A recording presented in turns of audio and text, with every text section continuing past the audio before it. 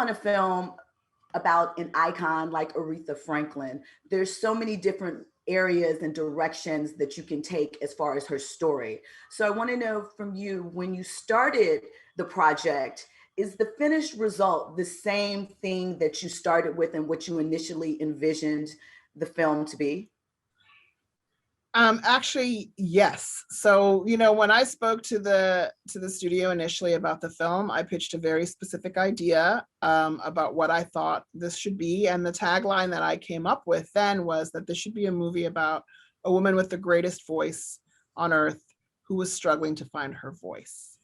And they immediately got it. And I also told them that I didn't want it to be a birth to death biopic. I wanted it to be a specific time period where we could really get to know her and get to know what made her, the superstar that she became.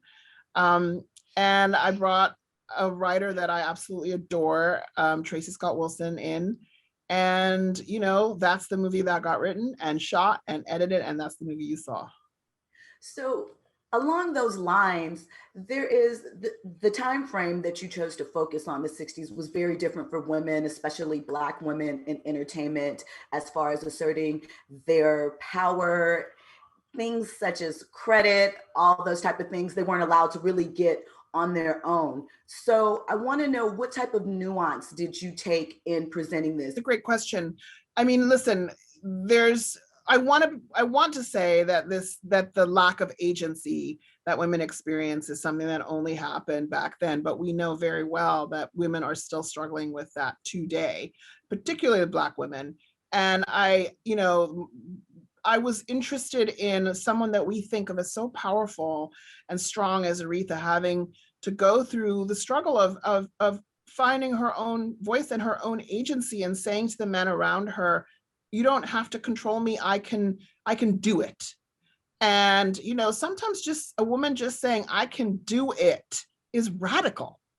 And I wanted to show that because, we are so used to, particularly Black women, being sassy, powerful, wise, all-knowing, reading people. And we have a lot more to our characters and to our identities. And so, showing delicacy and vulnerability and, and fear, and then finding your bravery. I thought that was so important and so inspiring, such an important part of Aretha Franklin's journey. So in a story like this, was there anything that you learned about yourself through Aretha's story? Yes, absolutely.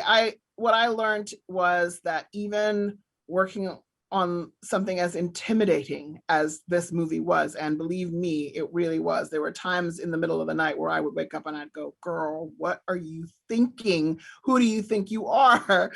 But I came to believe that I had to just trust myself, trust my vision, and the right things would happen. And, there were certainly days where it was really hard to do that. But I just kept on thinking, this is what Aretha would have done. She stayed the course. She believed in herself, and I did the same thing. And I feel like, we did get the outcome we wanted with this film.